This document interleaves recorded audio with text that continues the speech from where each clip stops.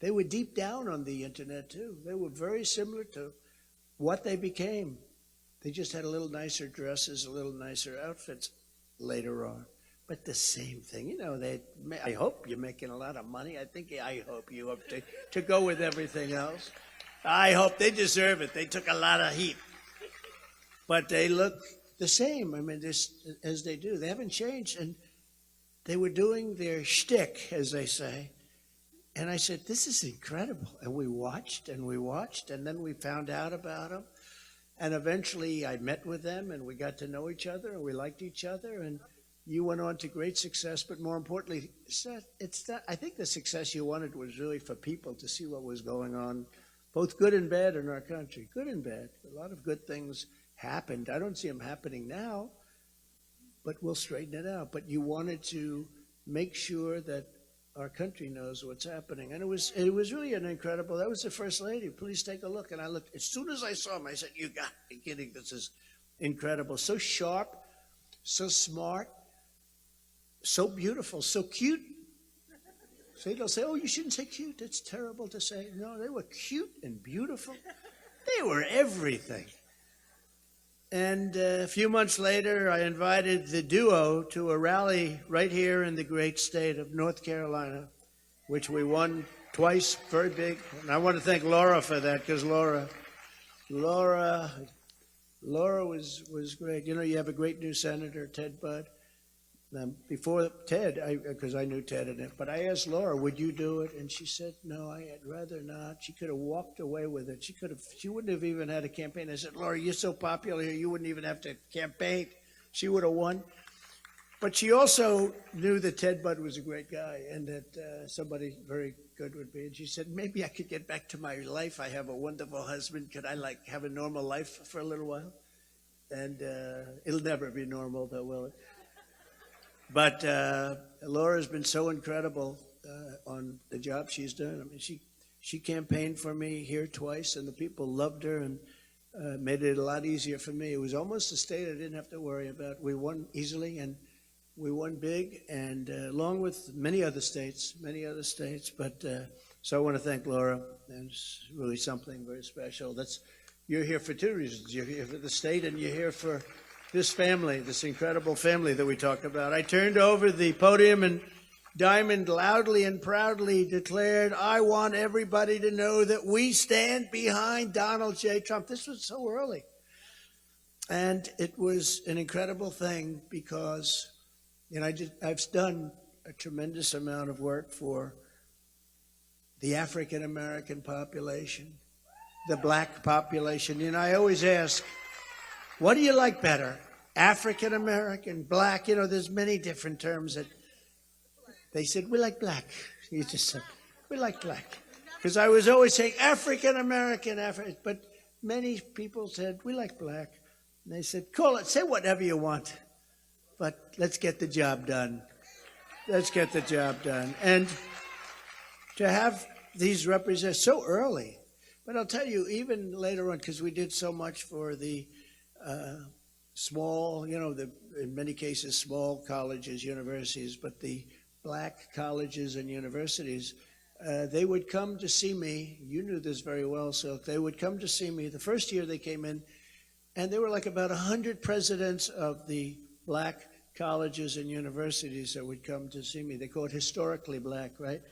And they would come in to see me, and first year they saw me, and I, met them, and they were really nice. A couple of them I really thought were incredible, actually.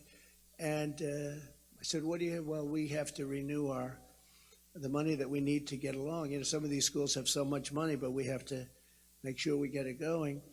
And I said, it's too bad that you have to come, but that's okay. Then, I got them all the money they needed, everything times a lot. I got them more than they asked for. Then they came in the following year. I didn't know this, but the following, so now it's 2 years, they came in again. I said, wait a minute, do you have to come here every year? Yes, sir, we've been doing this for many years. And he said, one of them said, it's like we're beggars.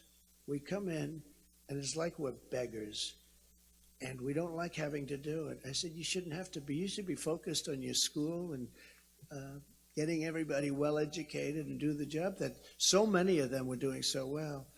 And I got them 10-year funding, and I got them funding at a level that they couldn't believe. You remember that? It was so much higher than they were asking for. It was more than double what they were asking for. They hit pay dirt with me. Nobody ever talks about it. You talk about it, but not too many people talk about it. But, Pastor, you knew that very well. You saw it. And you have an incredible lieutenant governor who's sitting up here right now. He knew it. He knew it. He's going to be, I think he's going to be your next governor. What do I know? But you have an incredible lieutenant governor, and I'm so close to endorsing you. You practically have it. He knows. When he's ready, he knows what's going to happen. Those endorsements mean a lot, don't they?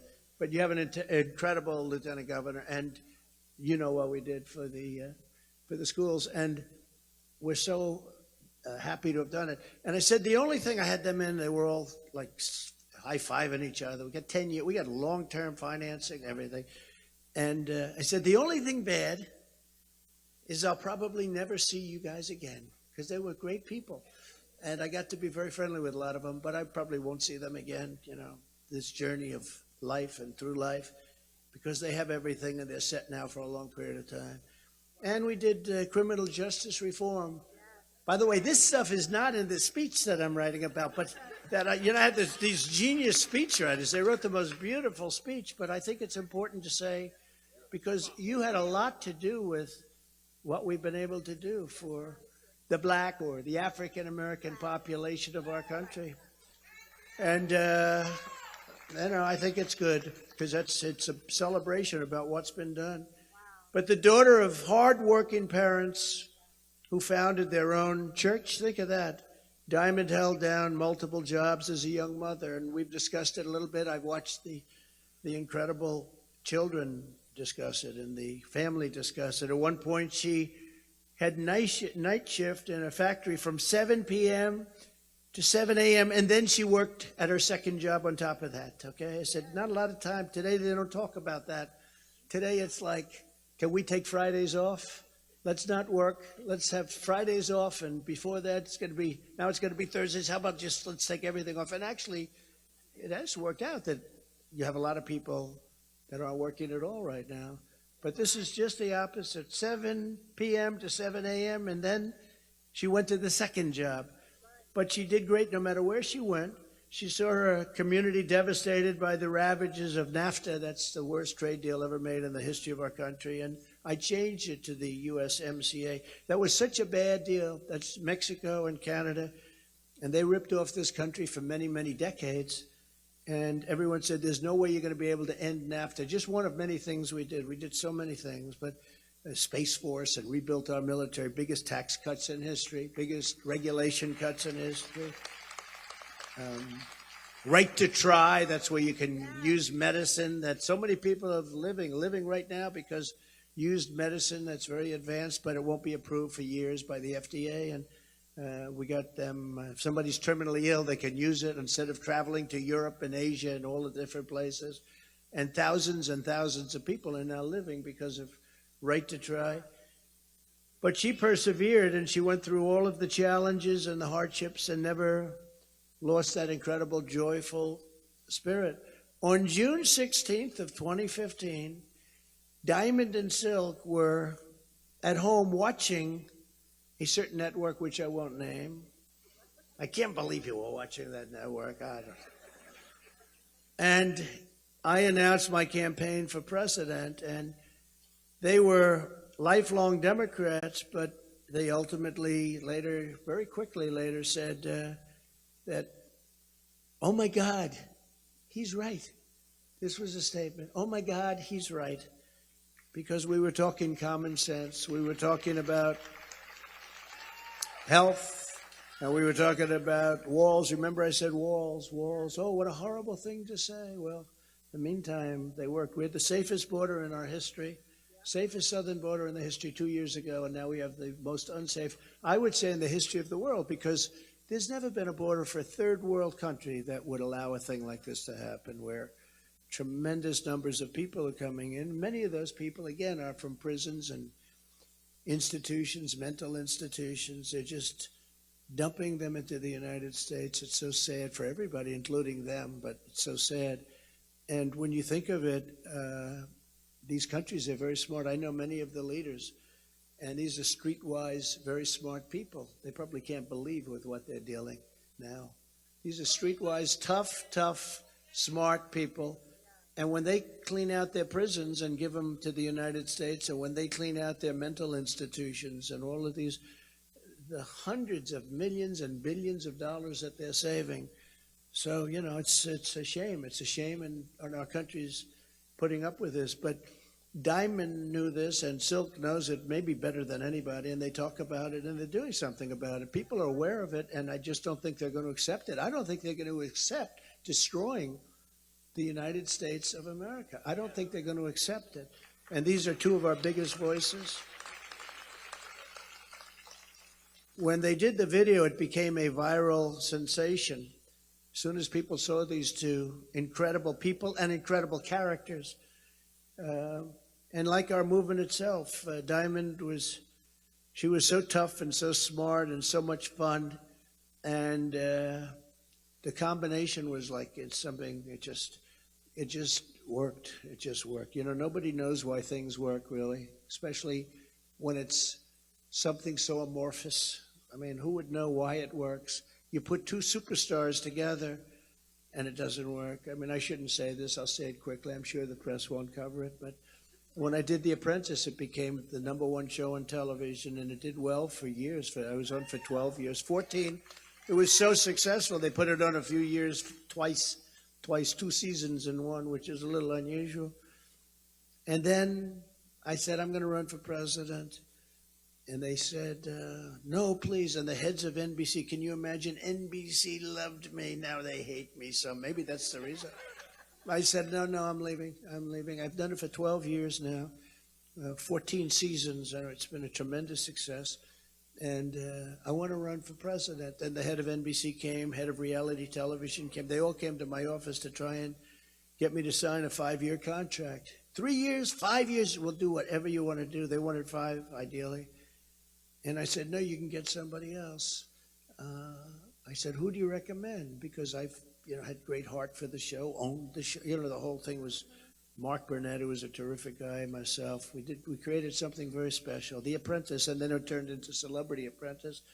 They said, who do you like? Who do you think? And they recommended Arnold Schwarzenegger. Now, Arnold Schwarzenegger is a big movie star, right? And he, I said, that sounds like a great idea. He should be able to do well. I wanted to see it do well, although I'm not that sure about that. I had a choice. Do you understand this, Mike? If he did really well, they'd say, what the hell do we need Trump for, Trump? If he did really poorly, maybe I won't make any money if that happens. But if we did really poorly, I can say, see, I'm the only one that can do it. Well, he did really poorly. He got no ratings. That thing was a disaster. Well, they got Martha, too, right? Martha Stewart. They put her in there. That was a disaster.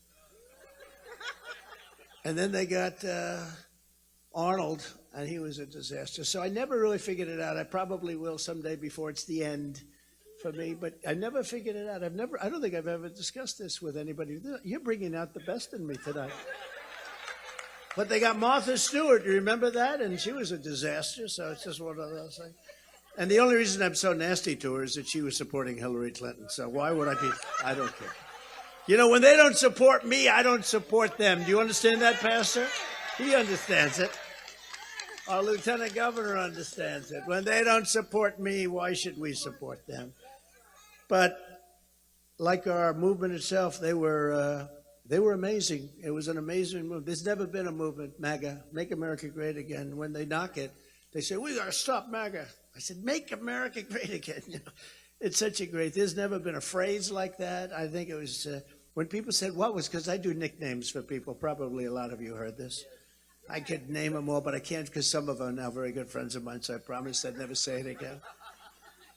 But others aren't. Crooked Hillary and so many others. Low energy, remember low energy?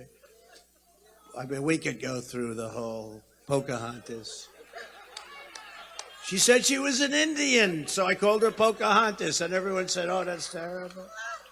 Our great senator from Massachusetts, yeah, she's an Indian. She said her mother said she was an Indian, but she couldn't prove it, right? Remember 1,117, right? She was 1,017, you can't even say it, and 17th Indian. That means somewhere along the line over the last million years, somebody got into that chair. Remember? And she was so happy. You know, she went out and she got this report from somebody, one of these guys that does this stuff, you know, who are your grandparents? Who are your great-grandparents?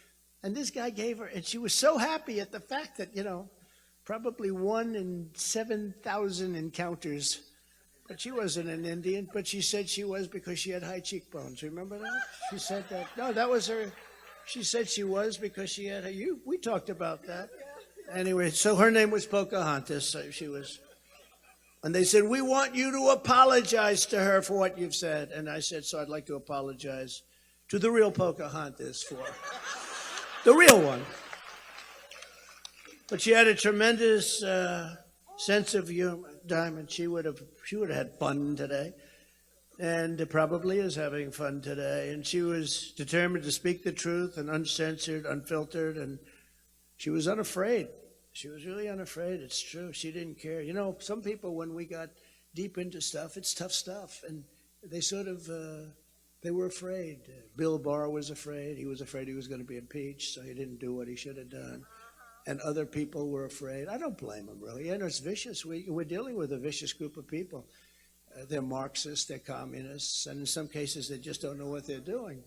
But, you know, they're afraid. Diamond was not afraid.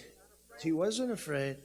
The world came to love her signature sayings known as Diamondisms. For example, don't get it twisted, right? That was a pretty one that she used, but it came out much better when she said it than when other people said it. Diamond also had a way with rhythm and rhymes. They only smear who they fear. She liked that one. They only smear. There's truth to that. They must fear me a lot because I am getting smeared.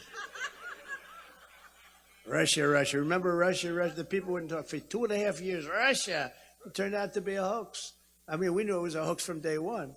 Took 2.5 years to prove it was a hoax. And despite that, we did more than any administration probably in history in so many other ways. So, but we had to fight all these hoaxes. We're still fighting them. We have the boxes hoax, you know, I call it the boxes, the document hoax. And then it turns out, how about a few days ago, I'm watching and I say, there's a breaking alert. I go, oh, here we go. Joe Biden has stored the most confidential of confidential, right? The most precious documents in an unsecured office. But that was the good part. It was the garage that's really killing it. All right? That garage is, and you look back at the Corvette, and then you look behind the Corvette, and this paper is just like dumped in a big pile. The garage is bad. And I looked up, I said, thank you. We did nothing wrong. I was president. I had the right to declassify, but I had the right to do it. I was president when I left. I was president when I arrived. I was president. I had the right to do all this stuff. It comes under the Presidential Records Act and SOX, the SOX case, which totally is good. But he wasn't. As the vice president, you come under something much different. It's the Federal Records Act, and it's very tough. And you don't have the right to declassify, et cetera, et cetera. So, hey, look, I hope he's going to be okay, and I do, but it's very tough. The good thing from his standpoint is the system is rigged. So that's the best thing he's got going. That's really the only thing he's got going. The system is rigged. And perhaps most famously, she said, we classy and we sassy, but if you cross us, things may get nasty.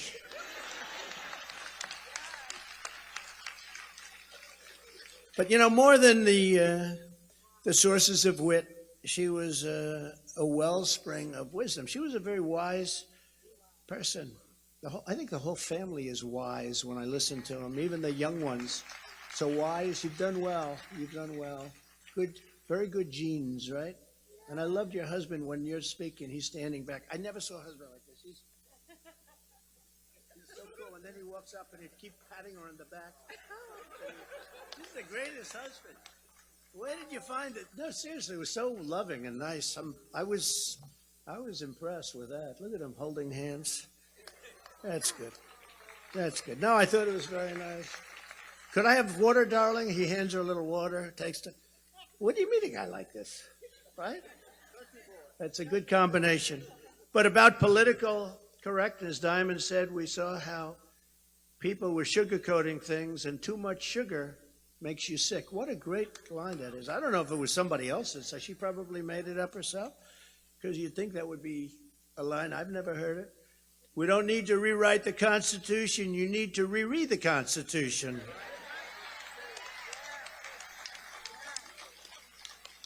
And about our common bonds, Diamond said there's only one race, the human race, as all of our lives matter. In this room, we're all together. We're all together in this crazy, beautiful, horrible, terrible, but just here we are, whether you like it or not, right? In this world. In 2016, at Silk's suggestion, the sisters prayed every day at 11:21. 11:21.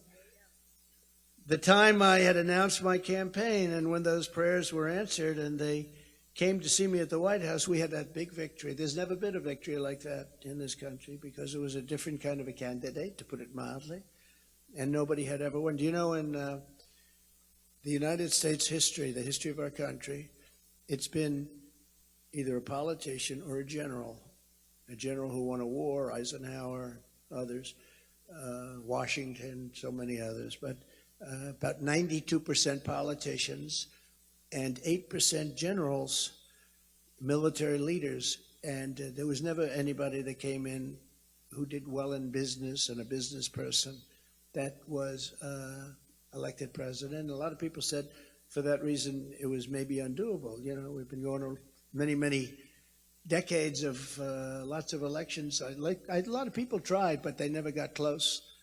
And so we had a victory in 2016 that was amazing. And we then did better in 2020 than we did in 2016. And we got screwed. We got screwed. She knew it better. She says it better than me. But we did better. You know, we got millions and millions more votes than we got. I was told by the leading pollster, John McLaughlin, who was a great guy, and he said, "Sir, have you got 63 million votes," which is what we got in the 2016. Nobody can beat you. Well, we got close to 75 million votes. That's of the votes that they accept. That's not including the real votes, you know, the additional votes. But, right, this is the all-time expert is sitting on our stage. He's the all-time, and you know, I never knew you were so emotional, Mike. I never saw Mike like that. You must like these people, huh? You must like. He likes the two. Well, I know what it is. He's got a great show going on that does very well in the ratings, so he has to really be out there.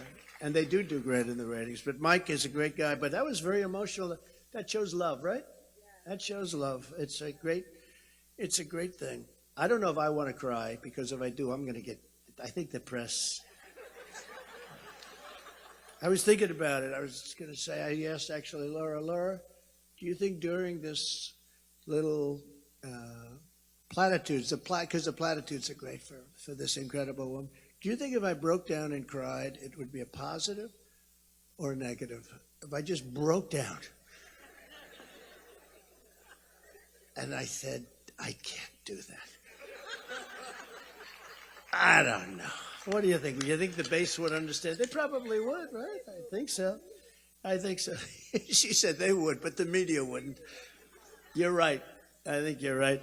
So I just tell you that we had a Super Bowl party at Mar-a-Lago giving a tour to Diamond, and everybody was there, and she looked so beautiful, and it's so hard to understand what could have happened. And you know, when you got to know her, there was nobody that was kinder. There was absolutely nobody that was a more devoted person to the common sense of our country and to making our country great again. There was just nobody like her. And I'm sitting next to, and I'm standing here looking at a person that I think is going to make you so proud of what's going to, because there's so many things that has to be done. Through the tears and the grief, let us celebrate this incredible life, because we know that Diamond lived the life that God intended for her to live. She's an influencer. I noticed Silk was using the term influencer. You're an influencer. I didn't think of that term.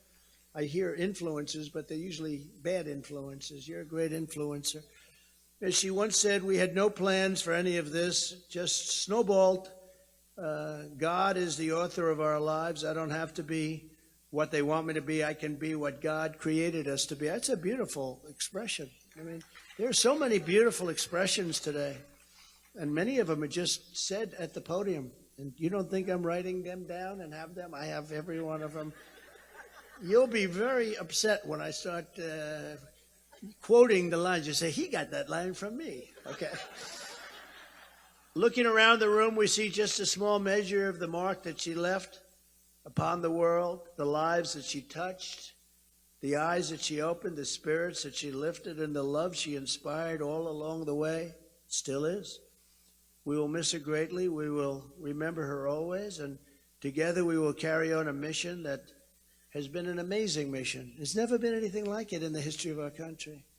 You know, I say that all the time with the press. I say there's never been a movement like MAGA, Make America Great Again, America First. You know, these are expressions, but they're very important expressions. And, you know, for the second run, I was going to go CAG.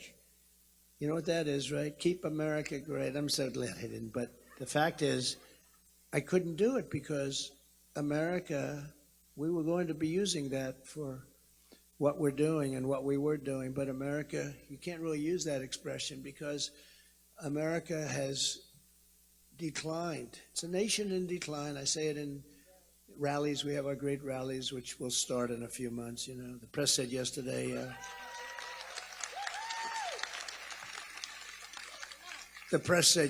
he's not campaigning. He's not. You know, I announced, I just want to put my cards on the table. You poker players understand. I want to place my cards on the table. Let somebody know it's not going to be easy for you because we want to get this thing right. We had it right. We had it so right. When you look at, we're the greatest economy in the world, the most jobs ever created in this country, far more than you have today. You know, you read low unemployment, but that's because many people aren't considered unemployed because they're not looking for a job purposely. So you have a much smaller number by millions and millions of people. The difference is massive. Actually, we understand that. You know, they say 3.5, but a lot of people aren't looking for jobs, so it's not included. But we have to get it right. We have to get the whole thing right. I think we have an incredible opportunity.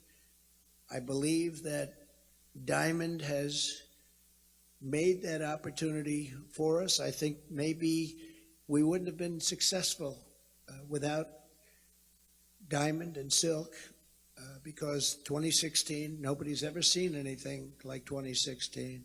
You know, when you would have, every once in a while, you'd have a politician who'd go out and it was an outlier and they'd go into a primary and they'd come in second in New Hampshire. And just coming in second in New Hampshire or coming in third in Iowa, they were assured of fame. We won everything. We ran the table. And we had Make America Great. And then we did better the second time. And we're going to do even better the third time. We're going to swamp them because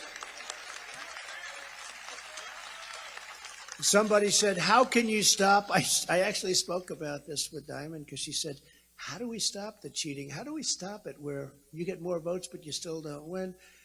And the answer is the Republicans have to get tougher.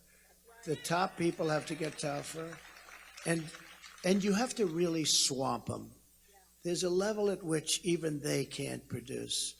And so if you win big enough, you're going to get there. And then once we're there, we're going to straighten it all out and get it back to where it was. But I just want to leave by saying, Silk, we love you. I got to know you today. Diamond, we love you. I've known you for a long time.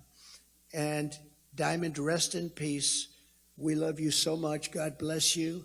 And God bless everyone in this room. You're really, you're friends of mine. You're friends of this family. This family is an incredible family. And to be here for me is a tremendous honor. Thank you. Thank you very much, everybody. Tremendous honor. Thank you.